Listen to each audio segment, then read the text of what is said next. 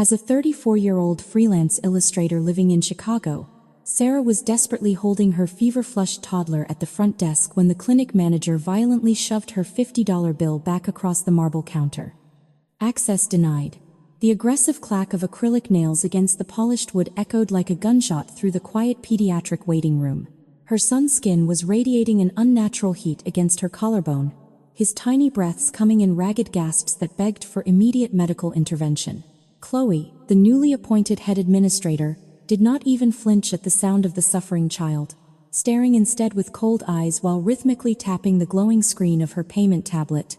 The manager slowly pushed the sleek black electronic device toward the edge of the desk, completely ignoring the desperate mother. She loudly announced that the pristine medical facility no longer accepted any physical currency due to permanently updated pandemic safety protocols, demanding a credit card instead. Furthermore, she proudly stated that the mandatory third-party system automatically applied a non-negotiable 3% surcharge to every single electronic transaction.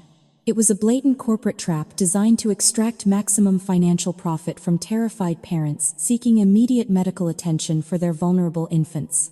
Sarah tried to swallow the rising panic in her dry throat, quietly explaining that her son was burning up and she only possessed exact currency for the standard insurance copay. The severe, manufactured power imbalance was entirely suffocating, leaving her absolutely paralyzed under the harsh fluorescent lights of the wealthy medical facility. With no other viable option to get her deteriorating child to a doctor, her trembling fingers reluctantly retrieved a Joint Chase credit card from her worn wallet. She slowly inserted the plastic microchip into the cold machine, silently praying the automated system would simply process the $50 and a few extra cents, the terminal word for a terrifying moment before letting out a sharp, piercing tone that officially signaled a catastrophic financial failure. A bright crimson error message flashed violently across the digital display, instantly illuminating the dark smirk slowly spreading across the manager's painted lips. The critical transaction was unconditionally declined, exposing the devastating reality that her husband had silently and maliciously frozen their shared financial accounts earlier that exact morning. Chloe leaned over the tall counter, the overwhelming scent of her expensive imported floral perfume instantly confirming she was the exact woman whose hidden messages Sarah discovered on her husband's phone last week. This horrifying interaction was never actually about a strict clinic policy or an accidental banking error. The ruthless mistress had deliberately tracked Sarah's private medical appointment schedule, intentionally taking the front desk shift to orchestrate this exact moment of absolute helplessness. Chloe purposefully pressed a rapid sequence of administrative buttons on the tablet, formally documenting the failed transaction as a deliberate act of financial deception on the patient's record. She casually informed Sarah that a mandatory $50 penalty fee was now permanently attached to her personal medical debt for attempting to fraudulently use a suspended payment method within a healthcare facility. The calculated humiliation rapidly escalated from a quiet, cruel personal interaction into a spectacular public execution designed to permanently destroy Sarah's dignity. Chloe suddenly raised her voice to a theatrical volume, projecting her manufactured outrage across the crowded waiting room so every single other parent could clearly hear. She aggressively accused the desperate mother of committing outright medical fraud, loudly claiming that Sarah was purposefully trying to steal expensive healthcare services using invalid financial instruments. Dozens of judgmental eyes immediately locked onto the profoundly humiliated woman and her crying toddler, effectively transforming the healing clinic into a hostile courtroom where Sarah was already pronounced guilty. The mistress masterfully weaponized the heavy silence of the judgment-filled room, loudly instructing the security guard near the entrance to immediately escort the alleged fraudster off the private corporate property. She definitively declared that the sick child would receive absolutely no medical evaluation today, holding the glowing digital tablet up high like a twisted symbol of ultimate authority. The heavy, completely irreversible decision crashed down violently on Sarah's shoulders, effectively stripping away her fundamental biological right to protect and care for her own vulnerable son. She was physically herded toward the automatic sliding glass doors, powerless against the rigid institutional rules manipulated by her husband's lover. The freezing autumn rain of the massive city hit Sarah violently in the face the exact moment the heavy glass doors locked firmly behind her back. She stood shivering on the wet concrete sidewalk, clutching her burning child to her chest while the devastating reality of her shattered situation settled deep into her freezing bones. Her treacherous husband and his equally cruel mistress had successfully weaponized the complex healthcare system and rigid corporate billing policies to publicly break her human spirit. It was a flawlessly executed strategy of extreme domestic abuse that left her financially stranded, publicly destroyed, and terrifyingly isolated in the middle of a massive, indifferent metropolis. When human beings are stripped of their dignity through the calculated manipulation of corporate rules, they are forced to discover a terrifying strength hidden deep within their darkest moments. True cruelty does not always wear a monstrous face. Sometimes it hides behind strict pandemic policies and the sterile beep of a declined credit card. However, the overwhelming despair suddenly morphed into a razor-sharp clarity as her phone unexpectedly vibrated deep inside her damp coat pocket. It was an automated digital receipt from the clinic's payment processor, inadvertently sent to her email, clearly displaying the unique administrative terminal ID and the precise employee login footprint used to authorize the malicious charge. The mistress had been incredibly arrogant, carelessly leaving a permanent digital trail of unauthorized system manipulation directly in the hands of a fiercely protective mother who had absolutely nothing left to lose. The freezing rain soaked through her cheap coat as Sarah made an unthinkable choice to save her burning son. She aggressively bypassed the wealthy private medical network, sprinting instead toward a grimy, underfunded county emergency room on the dangerous edge of the city. The heavy cinematic thud of her soaked boots against the cracked pavement matched the frantic, terrified rhythm of her own racing heart. She knew the overworked public hospital legally could not turn away a critically ill toddler, completely neutralizing the cruel institutional blockade her husband's lover had maliciously established. To afford the mandatory emergency antibiotics without any functioning credit cards, she made a deeply controversial decision that would divide anyone who ever heard her story. She stopped at a heavily barred pawn shop under the deafening roar of the elevated train tracks, the metallic smell of rust and stale tobacco overwhelming her senses. Without a single moment of hesitation, she slid her late mother's vintage gold wedding band across the scratched glass counter, trading her most precious family heirloom for exactly $100 crisp. Many would harshly judge a woman for sacrificing her sacred family legacy instead of fighting her abusive husband, but a desperate mother only sees the immediate survival of her child. The chaotic emergency room was a sensory nightmare of blinding fluorescent lights, screaming sirens, and the heavy metallic scent of fresh blood. However, the exhausted attending physician did not care about strict corporate billing protocols, pandemic surcharges, or petty domestic vendettas.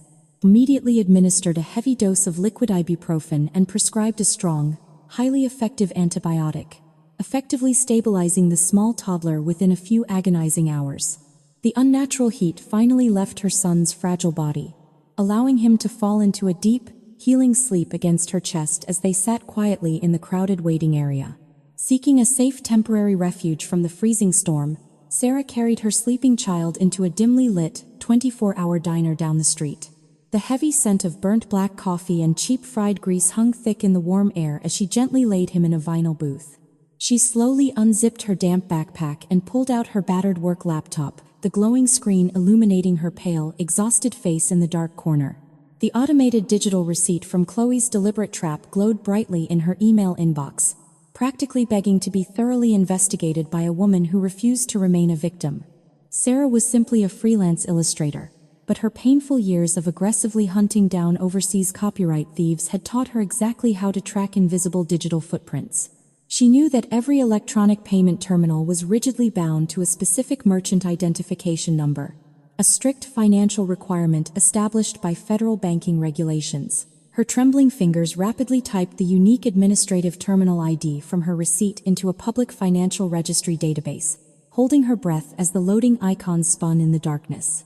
She was initially just searching for undeniable proof that Chloe had maliciously violated standard clinic protocol to exact personal revenge.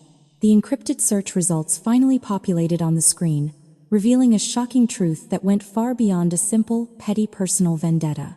The specific payment terminal Chloe had used to process the transaction was absolutely not officially registered to the pediatric clinic's primary corporate banking account.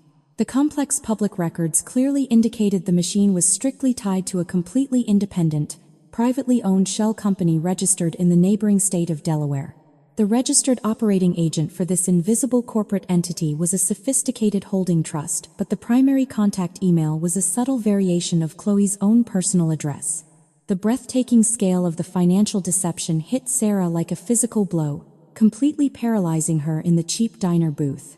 Chloe was not just using the mandatory 3% credit card surcharge to maliciously punish inconvenient patients or humiliate her lover's wife. She had secretly installed her own reprogrammed payment terminal at the front desk, systematically skimming thousands of dollars in illegal surcharges directly from the wealthy medical facility into her personal offshore accounts. Every single terrified parent who tapped their card under the strict pandemic policy was unknowingly feeding a massive corporate embezzlement scheme orchestrated entirely by the arrogant mistress. This monumental discovery completely shifted the balance of power in their twisted, psychological war of attrition. Her treacherous husband arrogantly thought he had stripped her of all legal resources by maliciously freezing their joint bank accounts that very morning. However, his incredibly foolish and dangerously greedy lover had just accidentally handed Sarah the ultimate, undeniable weapon of mass destruction. Sarah carefully downloaded every single page of the public registry documents, silently backing up the highly incriminating files to 3 separate secure cloud servers.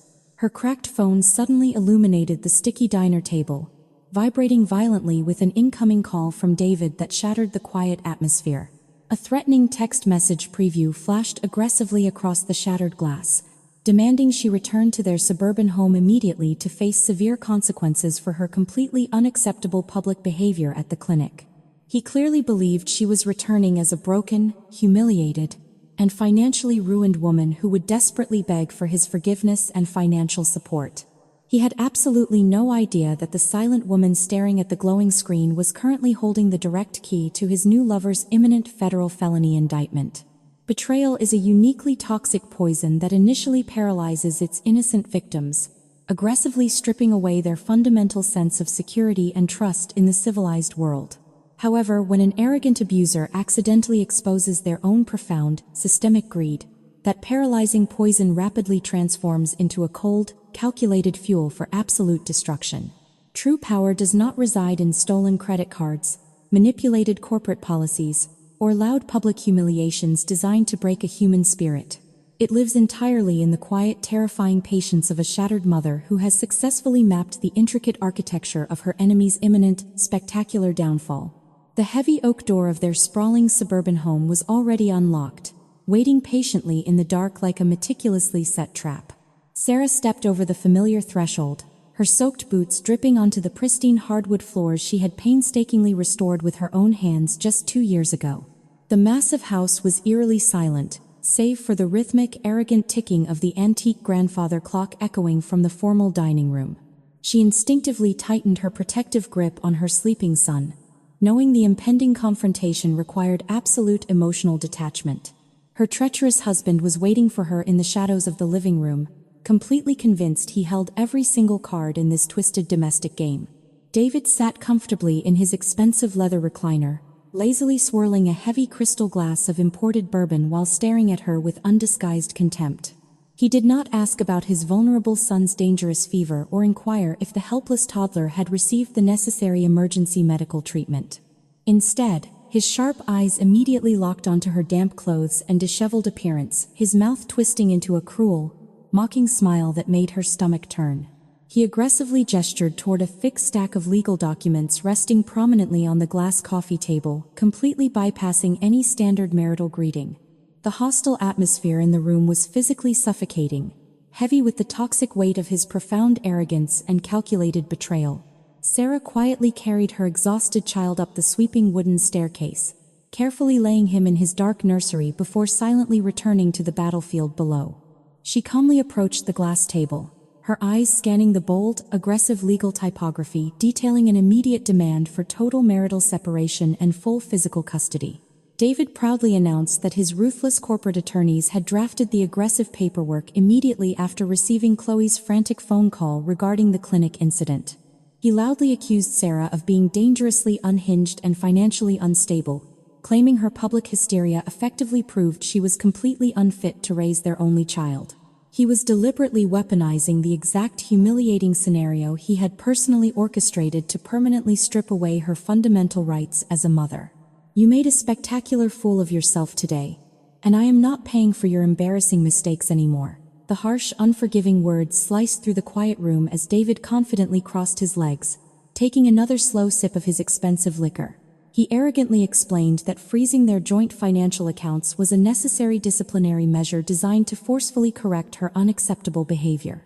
He genuinely believed that financially strangling his own wife would force her into absolute submission, completely ignoring the fact that his actions actively endangered his sick son. The sheer, unadulterated narcissism radiating from his posture was genuinely breathtaking, entirely confirming that the man she married was completely dead and gone.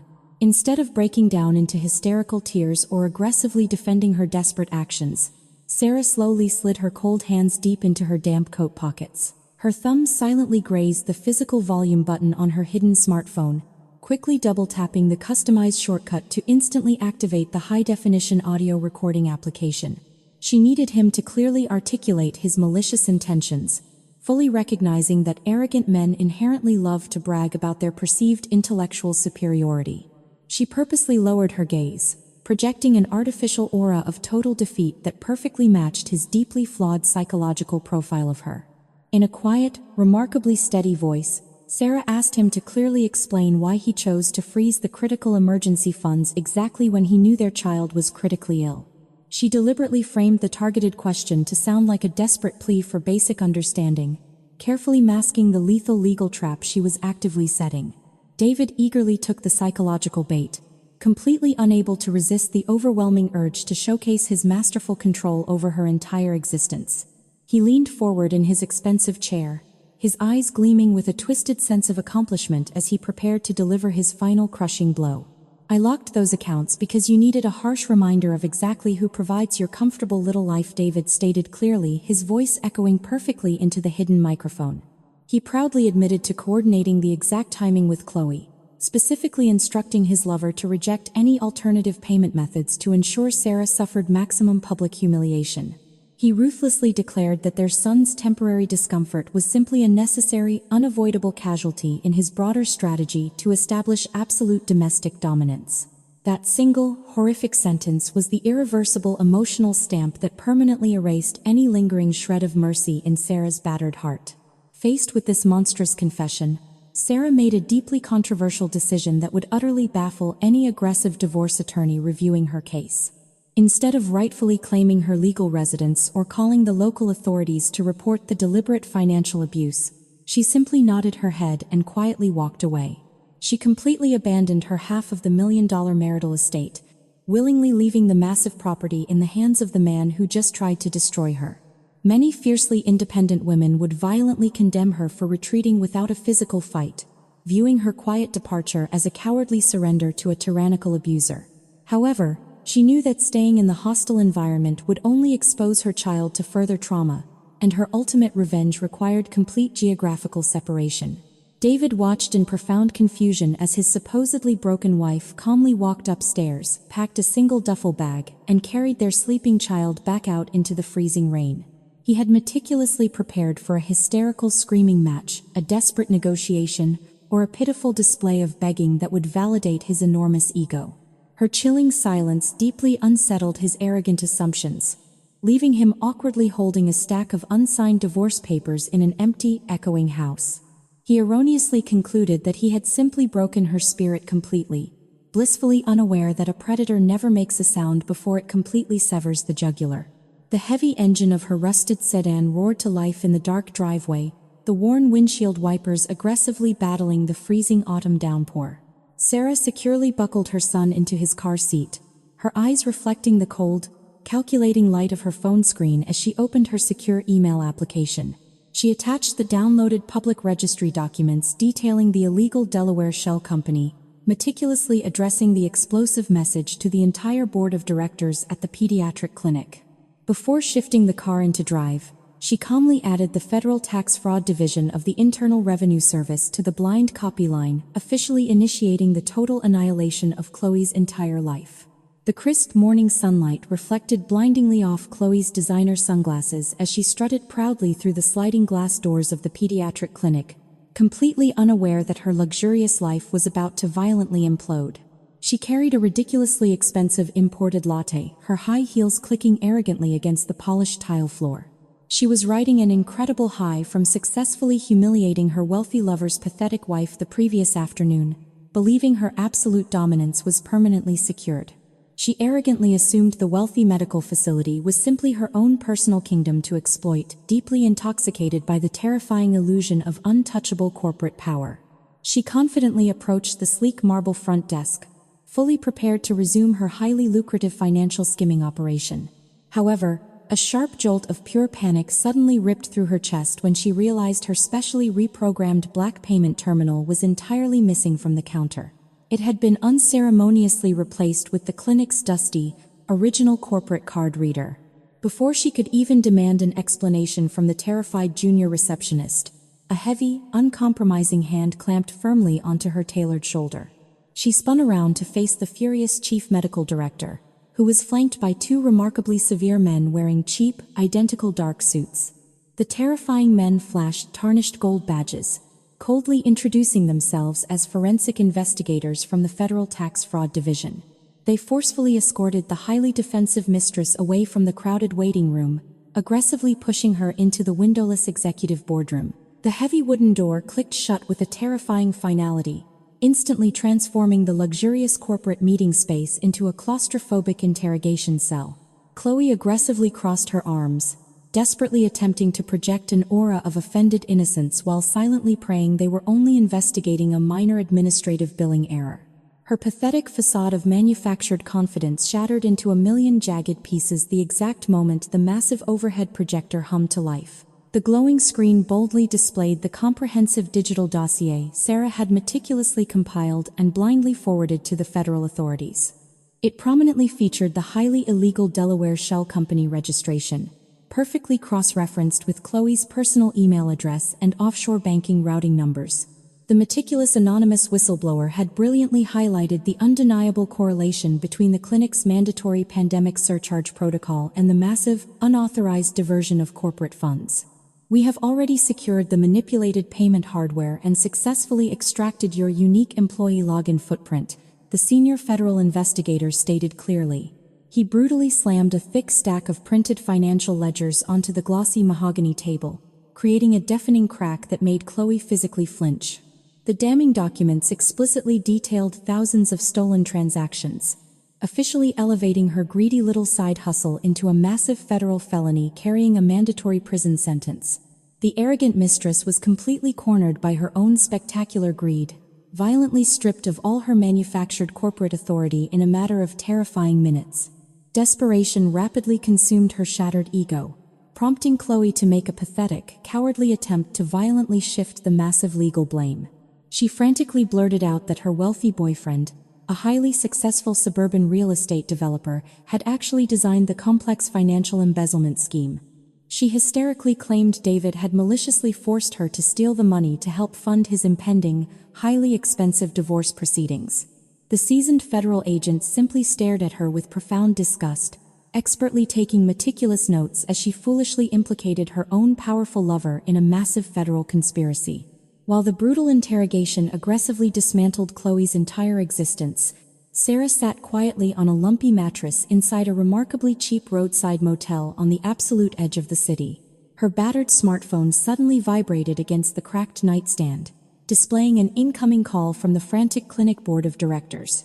The deeply terrified corporate executives desperately wanted to contain the massive public relations nightmare before the local news stations discovered the massive financial security breach. The desperate hospital administrator frantically offered Sarah a massive, $50,000 cash settlement, begging the anonymous whistleblower to sign a strict non-disclosure agreement and quietly retract the federal tax report. This incredibly lucrative corporate offer presented a profoundly difficult moral dilemma that would fiercely divide any rational audience.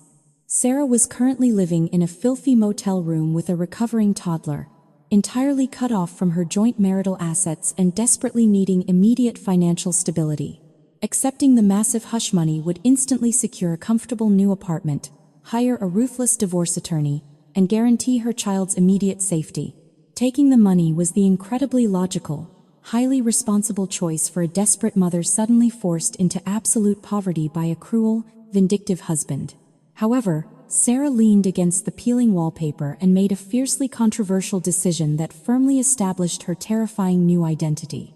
She coldly rejected the massive corporate payoff, categorically refusing to sell her profound silence to an incredibly corrupt medical institution.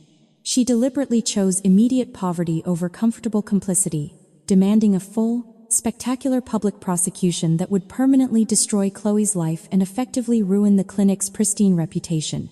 She abruptly terminated the phone call without waiting for a frantic response, willingly sacrificing a massive financial lifeline just to ensure the absolute destruction of her enemies.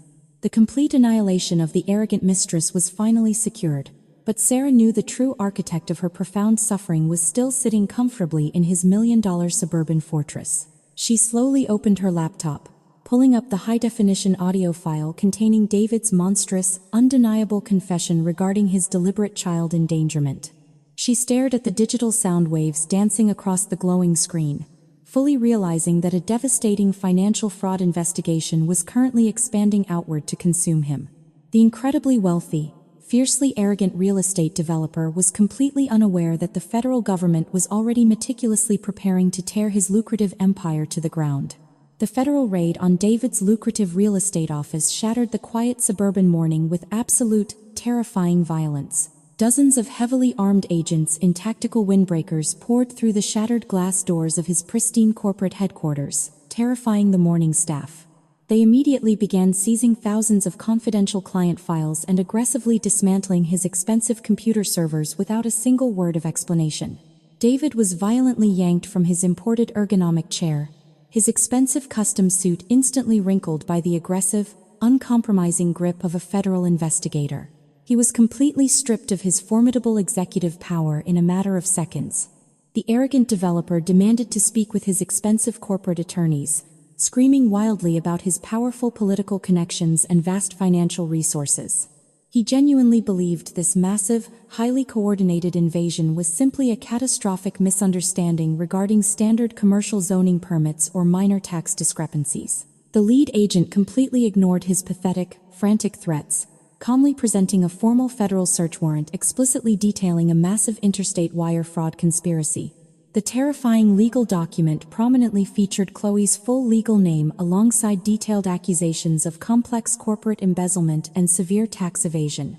David felt the color violently drain from his arrogant face as he desperately tried to process the catastrophic, incomprehensible betrayal unfolding before his eyes. His foolish, incredibly greedy mistress had deliberately thrown him to the federal wolves in a pathetic, desperate attempt to save her own skin. He frantically denied any personal involvement in the pediatric clinic's illegal payment scheme, aggressively insisting he was completely ignorant of her massive financial crimes. However, the seasoned investigators simply smiled coldly, perfectly aware that panicked, guilty men always attempt to hastily sacrifice their loyal accomplices when finally cornered by the law. While her treacherous husband was being aggressively interrogated in a windowless federal holding cell, Sarah sat quietly in a crowded public library downtown. She slowly sipped a cheap black coffee, utilizing the completely untraceable, public internet connection to execute the next devastating phase of her calculated revenge. She did not simply hand the incredibly damaging audio recording of his monstrous domestic abuse directly to the local police department. That traditional, highly predictable legal route would allow his expensive defense attorneys to quietly bury the terrifying evidence in a sealed family court docket. Instead, Sarah made a fiercely controversial decision that would ultimately bankrupt his massive commercial enterprise and devastate dozens of innocent employees. She meticulously compiled a massive anonymous email containing the horrifying, high-definition audio file of David proudly admitting to intentionally endangering his sick toddler. She bypassed the slow justice system entirely, sending the explosive digital package directly to every single major private investor currently backing his luxury development projects. She willingly destroyed the financial stability of his entire corporate staff just to ensure her abusive husband could never secure another lucrative building contract in his entire life. The catastrophic financial fallout was absolute, completely instantaneous and breathtakingly brutal in its strict corporate efficiency.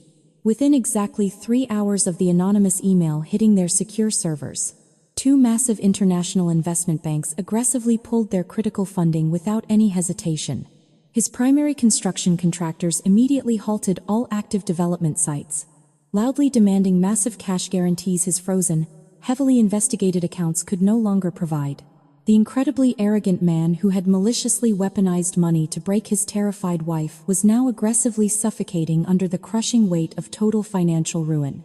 I locked those accounts because you needed a harsh reminder of exactly who provides your comfortable little life. The chilling, monstrous audio clip of his own arrogant voice played on a continuous, inescapable loop across major local television networks. A junior executive at one of the prestigious investment firms had immediately leaked the devastating recording to a hungry investigative journalist, instantly transforming a private divorce into a spectacular public scandal. The powerful real estate developer was universally branded a monstrous child abuser before the federal government even formally filed their massive financial fraud charges.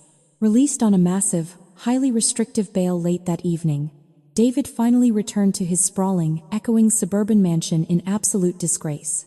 The dark, completely empty house suddenly felt like a massive, incredibly expensive tomb, completely stripped of its previous warmth and comforting domestic safety. He frantically tore through his immaculate home office, desperately searching for the hidden wall safe where he kept a massive reserve of untraceable emergency cash. His trembling fingers rapidly spun the heavy metal dial, desperately praying his final, highly secure financial lifeline was still completely intact and waiting for him. The heavy steel door finally clicked open, revealing an incredibly empty, terrifyingly hollow compartment that made his racing heart violently stop. The massive stacks of emergency $100 bills were entirely gone, permanently replaced by a single, perfectly folded pediatric clinic copay receipt resting in the dark space. Sarah had not simply walked away from the million-dollar marital estate empty-handed on that freezing, miserable night of her supposed surrender. The quiet, supposedly broken woman had masterfully gutted his final sanctuary, leaving him completely destitute as the federal wolves began aggressively circling his shattered empire. Desperation completely consumed the shattered real estate developer as he violently slammed his bleeding fist against the empty steel safe hidden within his walls. David rapidly dialed the private mobile number of his most aggressive, highly connected defense attorney, desperately begging for immediate emergency legal representation. He desperately needed a ruthless legal shark to aggressively fight the impending federal fraud indictment that was currently destroying his entire existence. The ruthless lawyer coldly demanded a massive, non-refundable cash retainer upfront, completely refusing to accept any frozen corporate assets, liquidated stocks, or empty promises. With his pristine public reputation entirely destroyed and his secret emergency funds masterfully stolen, David was forcefully pushed into a terrifying, inescapable corner. He made a reckless, deeply humiliating decision to quietly liquidate his massive suburban mansion at an incredibly massive loss just to survive the week. He frantically contacted a shady, highly predatory real estate broker exclusively known for executing rapid cash acquisitions for desperate clients facing federal prosecution. Within exactly 48 hours, an incredibly aggressive offer officially materialized from a mysterious private holding company seeking an immediate, unconditional cash purchase. The offered monetary amount was a profound, deeply offensive insult, representing barely a tiny fraction of the sprawling property's actual market value. However, the rapidly closing net of the massive federal financial investigation completely stripped him of any leverage to negotiate a fair, reasonable price. He reluctantly signed the heavy electronic transfer documents, legally signing away his final, luxurious sanctuary just to keep a ruthless defense attorney on his payroll. The closing process was executed with terrifying, clinical speed, officially transferring total ownership of the massive estate in a matter of miserable days. David was aggressively packing a single, battered leather suitcase in the dark master bedroom when a heavy, authoritative knock echoed through the empty hallway. He fully expected to see the predatory broker arriving to aggressively collect the heavy brass house keys and finalize the deeply humiliating transaction. Instead, he opened the massive oak door to find a remarkably stoic process server holding a thick, aggressively stamped legal envelope. The stern man coldly handed him an immediate, unconditional eviction notice, forcefully demanding he permanently vacate the private premises within exactly 24 hours. "This property does not belong to you anymore," the representative stated flatly before turning his back on the ruined millionaire. David violently ripped open the heavy legal envelope, his bloodshot eyes frantically scanning the dense, aggressive typography of the official eviction order. His racing heart violently stopped as he read the legally registered name of the mysterious private holding company that now owned his home. The newly formed corporate entity was officially registered as the Access Denied Limited Liability Company, directly referencing the exact cruel phrase his mistress had weaponized. The terrifying realization hit him with the devastating force of a speeding freight train, completely paralyzing him in the massive, echoing foyer. His supposedly broken, financially ruined wife had brilliantly used his own stolen emergency cash to legally purchase his sprawling suburban fortress through an invisible proxy. Sarah had executed a profoundly illegal, highly controversial financial maneuver that would undoubtedly horrify any ethical financial advisor reviewing her complex digital footprint. She had aggressively laundered the massive stacks of untraceable, untaxed black money from his hidden safe through a complex network of offshore proxy accounts. She willingly committed a sophisticated financial crime to successfully weaponize his own dirty money against him, completely abandoning her traditionally strong moral compass. Many law-abiding citizens would violently condemn her for sinking to his corrupt level, forcefully arguing that true justice should never rely on dirty, stolen capital. However, a mother fighting for the absolute survival of her child will gladly burn down the entire civilized world to permanently secure their safety. The crushing, undeniable truth of his spectacular downfall finally shattered the last remaining fragments of his enormous, exceptionally fragile ego.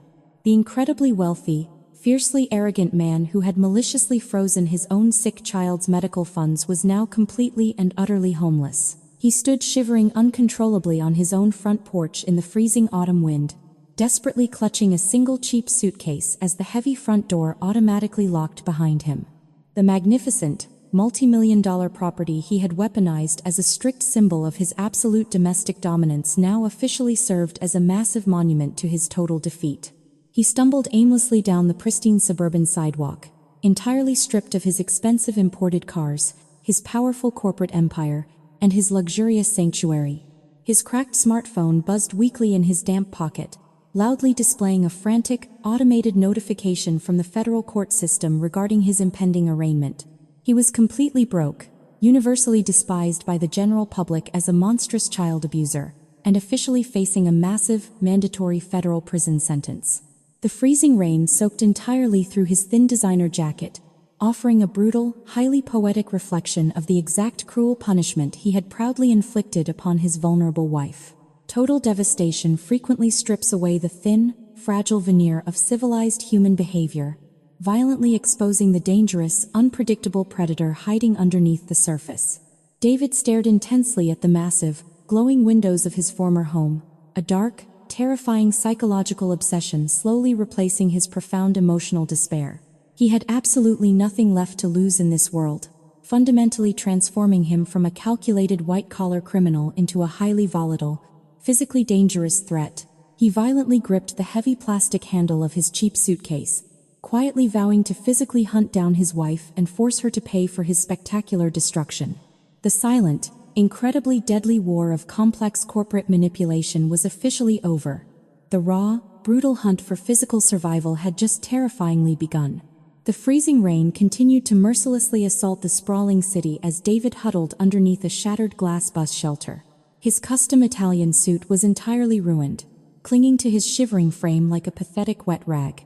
He pulled his cracked smartphone from his damp pocket, desperately dialing the encrypted number of a highly unethical private investigator he frequently utilized to intimidate rival contractors. The shady operative initially refused the late-night call, perfectly aware that the disgraced real estate developer's financial accounts were entirely frozen by the federal government. However, David offered his solid gold luxury watch as immediate, untraceable collateral, successfully bribing the corrupt investigator to activate a dormant surveillance protocol. Exactly 3 years ago, David had secretly installed a military-grade tracking device deep inside the rear bumper of Sarah's rusted sedan, a chilling testament to his pathological need for absolute domestic control. The encrypted tracking coordinates finally populated on his shattered screen, pinpointing a highly isolated, heavily wooded rental cabin located near the desolate northern state border. David immediately traded his expensive luxury timepiece to a terrifyingly dangerous street dealer, securing a heavily dented, unregistered vehicle and a thick, rust-covered steel tire iron.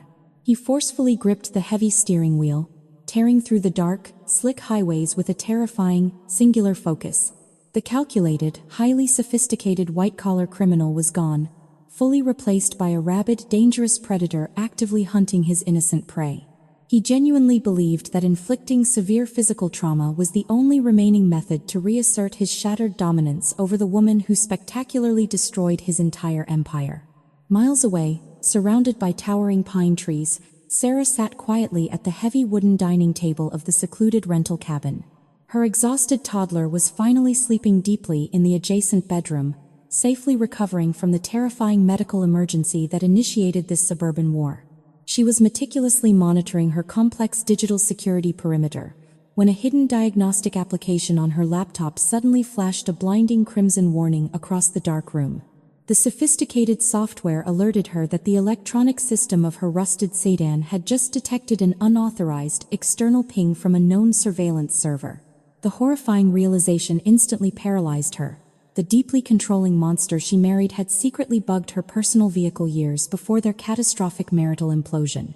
She rapidly calculated the estimated driving distance, quickly determining she possessed exactly a 45-minute head start before her desperate husband breached the isolated property line. She could easily wake her sleeping child, jump into the compromised vehicle, and desperately speed toward the nearest state police precinct to beg for physical protection. However, she made a fiercely controversial, incredibly dangerous decision that would undoubtedly terrify any standard domestic violence counselor. If she simply ran away, David would utilize his remaining criminal contacts to relentlessly hunt them like helpless animals for the rest of their miserable lives. She deliberately chose to stay and actively bait the violent predator, intentionally transforming the remote, peaceful cabin into a lethal trap. Many cautious individuals would condemn her for recklessly keeping a vulnerable toddler anywhere near a highly volatile, physically dangerous man. They would fiercely argue that her dark obsession with securing permanent vengeance had dangerously eclipsed her fundamental maternal instinct to simply flee from immediate physical danger. However, Sarah understood that a truly permanent cage required undeniable video evidence of a violent, unprovoked physical assault. She gently carried her sleeping son down into the windowless concrete root cellar, securely locking the heavy steel door from the outside to guarantee his physical safety. She then methodically moved through the dark cabin, intentionally unscrewing specific hallway light bulbs and scattering sharp shards of shattered picture frames across the hardwood floor. She rapidly connected 3 high-definition, motion-activated streaming cameras to a hidden, battery-powered cellular router cleverly concealed inside a hollowed-out bookshelf. She meticulously angled the hidden lenses to perfectly capture the main entryways, ensuring the impending confrontation would be instantly broadcast to a secure cloud server. The roaring engine of David's unregistered vehicle abruptly cut out at the edge of the muddy gravel driveway, signaling the terrifying arrival of the ruined millionaire. He stepped heavily into the freezing autumn downpour, his knuckles turning white as he gripped the heavy steel tire iron with murderous, unadulterated rage. He approached the silent cabin, utterly convinced his terrified wife was cowering helplessly inside, unaware of his impending arrival. David brutally swung the heavy metal bar against the main electrical meter attached to the exterior wooden siding, instantly plunging the isolated property into absolute darkness. Inside the pitch-black living room, Sarah sat perfectly motionless in a heavy leather armchair, a solid iron fireplace poker resting casually across her denim-clad knees. The chilling sound of his boots crunching onto the wooden back porch echoed loudly through the silent cabin. The wooden back door splintered open with a deafening crash, the freezing wind howling into the vulnerable space. David stepped confidently over the broken threshold, blind to the shattered glass covering the floor and the glowing recording lights. "You cannot hide from me," his voice growled with raw malice, stepping directly into the jaws of her final trap. The razor-sharp shards of shattered picture frames sliced violently through the thin soles of David's expensive leather shoes the exact moment he stepped blindly into the pitch-black living room. He let out a sudden, guttural scream of absolute agony, instinctively swinging the heavy steel tire iron through the freezing, empty air, The massive metal bar smashed violently into the drywall just inches from Sarah's head, raining a thick cloud of white plaster dust over her motionless shoulders. She did not flinch, completely embracing the terrifying darkness as her violent husband stumbled clumsily over the ruined hardwood floor. His desperate, ragged breathing echoed loudly through the isolated cabin, perfectly captured by the 3 hidden, high-definition streaming cameras actively broadcasting his murderous intent. Sarah waited until his dilated pupils desperately attempted to adjust to the overwhelming darkness before executing her first calculated physical strike. She suddenly raised a heavy-duty, military-grade Maglite tactical flashlight, blasting a blinding, 1,000-lumen beam directly into his vulnerable eyes. David violently threw his hands over his face, completely disoriented and temporarily blinded by the intense, artificial sun exploding in the dark room. Without a single moment of hesitation, Sarah swung the solid iron fireplace poker in a low, vicious arc, brutally striking the side of his unprotected left knee. The sickening crack of fracturing bone echoed sharply against the wooden walls, instantly dropping the ruined millionaire screaming onto the glass-covered floor.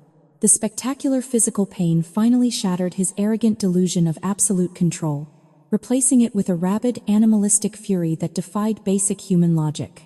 David aggressively dragged his injured body across the shattered glass, his bleeding hands desperately grasping for the heavy steel tire iron he had dropped during his fall. He loudly cursed her name, violently spitting blood and venom as he explicitly detailed exactly how he planned to permanently end her life. He aggressively confessed that tearing down his massive real estate empire and purchasing his sprawling suburban mansion through a shell company was the ultimate, unforgivable sin. He proudly screamed that no federal judge or expensive divorce attorney would ever find her body buried deep within the freezing northern woods. Every single monstrous threat and violent confession was flawlessly recorded and instantly transmitted to the secure cloud server miles away. Sarah slowly backed away into the narrow hallway, deliberately drawing his violent rampage directly across the optimal viewing angles of the hidden surveillance network. She needed the irrefutable digital evidence to clearly demonstrate a prolonged, relentlessly aggressive murder attempt rather than a brief, ambiguous domestic scuffle. When David clumsily slipped on his own blood and completely exposed the vulnerable back of his skull, Sarah made a fiercely controversial decision. Any rational survival expert would aggressively demand she deliver a fatal, crushing blow with the heavy iron poker to permanently neutralize the immediate physical threat. Instead of invoking standard self-defense protocols under the legal castle doctrine, she deliberately lowered her iron weapon and stepped further back into the shadows. She willingly allowed a highly dangerous, incredibly motivated killer to regain his footing and continue his violent pursuit through the isolated cabin. Many conservative legal scholars would fiercely argue that intentionally prolonging a deadly domestic confrontation actively jeopardizes the fundamental right to claim total self-defense. However, Sarah coldly calculated that a dead husband simply becomes a tragic victim in the eyes of his wealthy suburban family and the local media. She needed him to survive long enough to rot inside a maximum security federal prison for the rest of his miserable, pathetic existence. Fueled by an explosive combination of pure adrenaline and profound narcissistic rage, David violently launched himself forward, aggressively smashing a heavy wooden dining chair into thousands of jagged splinters. He relentlessly hunted her through the dark, narrow confines of the secluded rental property, destroying absolutely everything in his destructive path. The terrifying sounds of shattering glass, splintering wood, and heavy, desperate footsteps created a horrifying symphony of domestic violence. Sarah masterfully maintained a precise, calculated distance, staying just a few inches out of his lethal reach while systematically leading him deeper into the cabin. She was an invisible ghost in her own house, utilizing her intimate knowledge of the physical layout to completely exhaust her violently injured predator. The intense physical exertion and severe blood loss from his shattered knee rapidly drained the last remaining reserves of David's physical stamina. He cornered her at the absolute end of the dark hallway, his chest heaving violently as he leaned heavily against the cheap wooden paneling for basic structural support.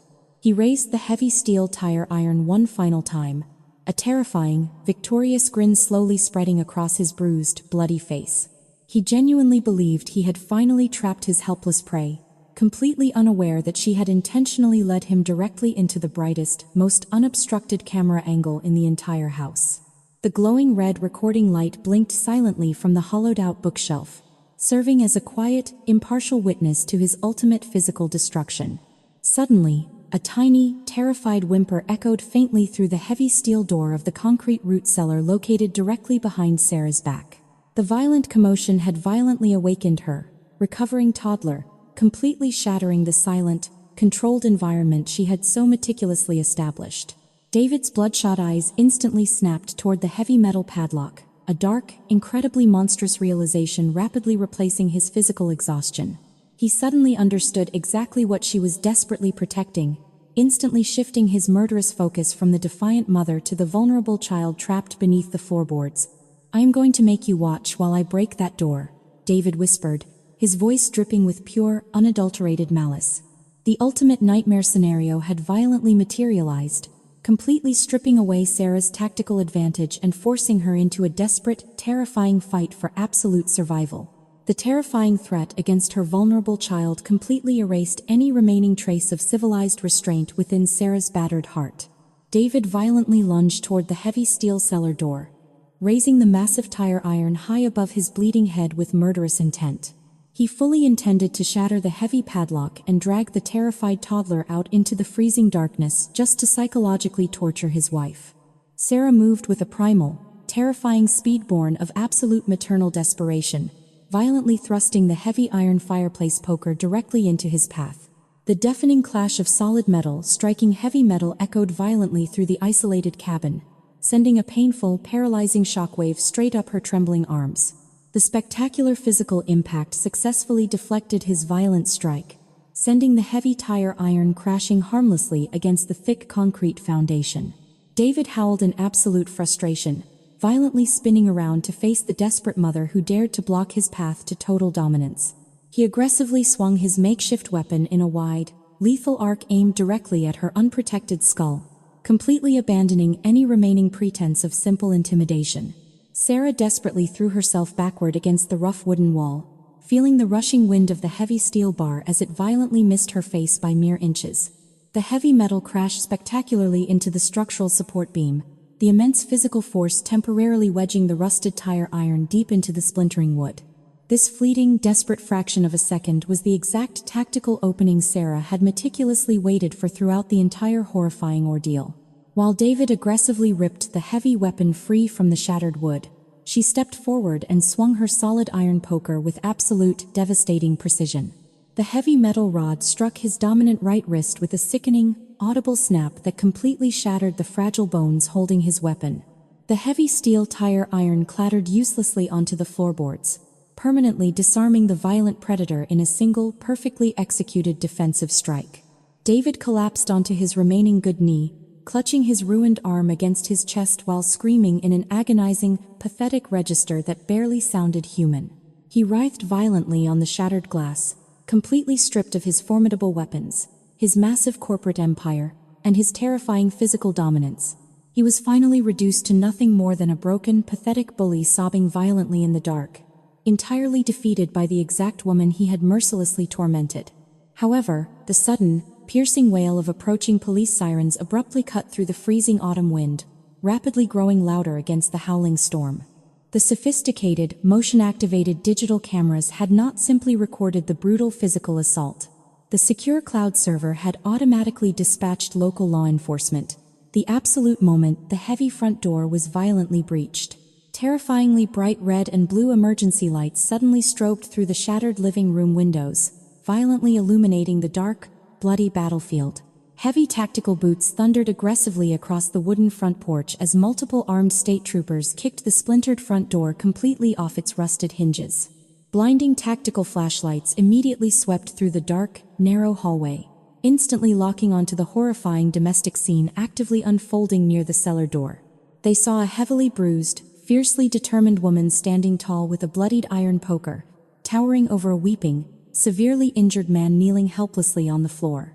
David instantly recognized the shifting dynamic, immediately weaponizing his severe physical injuries to execute a masterful, terrifyingly manipulative, theatrical performance.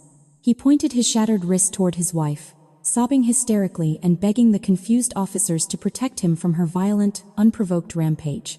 He He frantically claimed that his deranged, financially unstable wife had maliciously lured him to this isolated cabin just to brutally murder him in cold blood. The aggressively screaming troopers immediately drew their service weapons, aiming the lethal firearms directly at Sarah's chest while frantically ordering her to drop the iron weapon. Faced with multiple loaded guns and a highly volatile, adrenaline-fueled standoff, Sarah made a fiercely controversial, incredibly risky decision. Many fiercely independent advocates would violently demand she immediately scream the absolute truth, desperately begging the armed officers to check the hidden cellar for her child. They would argue that remaining completely silent dangerously validated his malicious lies and risked losing her child to the rigid state protective services. However, Sarah understood that arguing with terrified, heavily armed police officers in a dark, bloody room is exactly how innocent people get accidentally killed. She deliberately chose absolute silence, willingly accepting the false narrative to permanently guarantee her own physical survival and the ultimate destruction of her husband. She slowly uncurled her aching fingers, allowing the heavy iron poker to drop harmlessly onto the wooden floorboards with a dull, heavy thud. She calmly dropped to her bruised knees amidst the shattered glass, slowly placing her trembling hands behind her head without speaking a single defensive word. The aggressive troopers violently slammed her against the rough wooden wall, forcefully securing cold steel handcuffs around her narrow wrists while loudly reading her constitutional rights. They aggressively dragged the silent, compliant woman out into the freezing autumn downpour, forcefully shoving her into the cramped, caged backseat of a waiting patrol car. Through the rain-streaked window, she watched completely emotionless as emergency paramedics gently loaded her treacherous, weeping husband onto a comfortable medical stretcher. He was masterfully playing the tragic, innocent victim for the sympathetic first responders, fully believing his incredible manipulative skills had successfully reversed his spectacular downfall. A senior, deeply exhausted police detective finally opened the rear door of the cruiser, leaning into the freezing vehicle to aggressively interrogate the supposed domestic attacker. The stern investigator harshly demanded to know exactly why she had violently ambushed her wealthy husband and brutally shattered multiple bones in his body. Sarah slowly turned her head toward the seasoned detective, a chilling, perfectly calm smile slowly breaking through the dirt and dried blood masking her exhausted face. She simply instructed the confused officer to inspect the glowing digital router cleverly hidden inside the hollowed-out bookshelf near the broken front door. She quietly promised him that the secure cloud server contained a spectacular, high-definition blockbuster movie that would perfectly explain absolutely everything he needed to know. The senior detective skeptically retrieved the glowing digital router from the hollowed-out bookshelf, carrying it to his heavily armored patrol cruiser. He connected his waterproof laptop to the secure cloud network, his eyes narrowing as the high-definition video files populated on the screen. He silently watched the horrifying digital playback of a severely injured woman deliberately plunging the isolated cabin into absolute darkness to protect her hidden child. The seasoned investigator witnessed David violently smashing the electrical meter, breaking down the wooden back door, and explicitly threatening to brutally murder his own wife. The undeniable digital evidence completely shattered the arrogant millionaire's masterful theatrical performance, instantly transforming the supposed innocent victim into a highly dangerous, calculating predator. A profound wave of absolute disgust washed over the hardened police veteran as he slammed his laptop shut in the freezing rain. He immediately unclipped his tactical radio, furiously ordering every armed trooper to aggressively stand down and release the captive mother. He marched across the muddy driveway, intercepting the emergency paramedics who were lifting David into the illuminated ambulance. The completely confused medical personnel stepped back as the furious detective grabbed the ruined developer by his uninjured shoulder. He loudly announced that the secure video footage explicitly detailed a highly premeditated, incredibly violent attempted murder orchestrated entirely by the screaming man on the stretcher. David violently thrashed against the medical straps, his bloodshot eyes widening in absolute terror as the heavy steel handcuffs clicked securely around his uninjured wrist. His pathetic, carefully constructed lies had spectacularly collapsed under the crushing weight of undeniable digital reality, permanently sealing his miserable fate. The freezing autumn rain washed away the last remaining shreds of his enormous ego, exposing the cowardly monster hiding beneath the expensive suits. He was unceremoniously shoved into the back of a police transport vehicle, entirely stripped of his wealth, his powerful connections, and his freedom. The spectacular downfall he maliciously designed for his wife had ultimately consumed his entire existence. The state troopers quickly unlocked the heavy steel handcuffs binding Sarah's bruised wrists, quietly offering profound apologies for their initial hostile reaction. She completely ignored their sympathetic murmurs, desperately sprinting back through the shattered front door of the freezing cabin to reach the concrete cellar. She frantically shattered the heavy metal padlock with massive bolt cutters provided by an ashamed tactical officer, violently throwing the heavy steel door open. Her terrified toddler reached up from the damp darkness, his tiny arms wrapping tightly around her exhausted neck as she collapsed onto the concrete floor. The horrifying war for domestic survival was finally over, and she had successfully protected her vulnerable child from absolute destruction. The devastating legal fallout arrived with terrifying speed, violently dismantling the corrupt lives of the two individuals who had targeted a desperate mother. Chloe was brutally convicted on multiple federal counts of massive corporate embezzlement, wire fraud, and severe tax evasion tied directly to her Delaware shell company. The arrogant mistress was stripped of her luxurious lifestyle and permanently sentenced to a decade inside a maximum security federal correctional facility.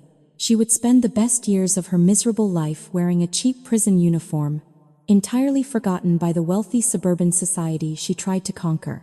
The massive pediatric clinic immediately fired their corrupt executive board, completely restructuring their rigid billing policies to ensure no desperate parent was ever humiliated again. David faced an infinitely more terrifying legal reckoning in the cold courtroom of a highly conservative federal judge. The prosecution aggressively played the chilling audio recording of his domestic abuse alongside the terrifying video of his violent assault in the cabin. The overwhelming mountain of undeniable digital evidence neutralized his expensive defense attorneys, forcing the ruined millionaire to accept a massive plea deal. He was permanently sentenced to 30 long years in a highly restrictive federal penitentiary, guaranteeing he would eventually die as a completely broken prisoner. His massive real estate empire was liquidated by the federal government, his enormous wealth entirely erased from the prosperous corporate world. Exactly 6 months after the violent confrontation, Sarah confidently parked her newly purchased SUV in the sweeping circular driveway of her sprawling suburban mansion. She officially owned the magnificent, multi-million-dollar property entirely free and clear, brilliantly protected by the complex legal architecture of her invisible proxy holding company. She slowly walked through the massive oak front doors, carrying her healthy, laughing son into the sunlit foyer she had personally restored years ago. The echoing house was no longer a terrifying symbol of absolute domestic tyranny and calculated financial abuse.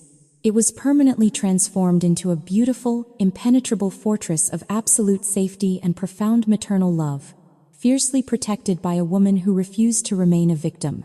She returned to her passionate career as a highly successful freelance illustrator, quietly building a lucrative portfolio while raising her beautiful son in absolute peace. She never publicly discussed the spectacular, controversial methods she utilized to permanently destroy the monsters who maliciously tried to break her spirit. Many polite suburban neighbors simply viewed her as a quiet, wealthy single mother, completely unaware of the terrifying predator hiding just beneath her calm surface. She had successfully navigated the darkest corners of human cruelty, emerging from the freezing storm completely unbroken and infinitely stronger. The brutal war was a distant memory, replaced entirely by the warm sunlight streaming through the windows of her hard-won sanctuary. True morality is rarely found in the passive acceptance of profound cruelty, nor is it measured by a polite silence in the face of absolute tyranny. When corrupt individuals maliciously weaponize strict institutional rules and massive financial power to crush the vulnerable, absolute justice often requires stepping outside the comfortable boundaries of civilized compliance. The enduring foundation of human kindness is not defined by weakness, but rather by the terrifying strength required to permanently dismantle the complex architectures of abuse. A mother's profound love possesses an overwhelming, undeniable capacity for both absolute creation and spectacular destruction when her fundamental duty to protect is aggressively challenged. We must remember that true peace is never freely granted by arrogant oppressors. It must be fiercely demanded, aggressively secured, and relentlessly protected against those who believe empathy is a flaw. The most beautiful light often shines brightest only after a necessary destructive fire has completely consumed the surrounding darkness.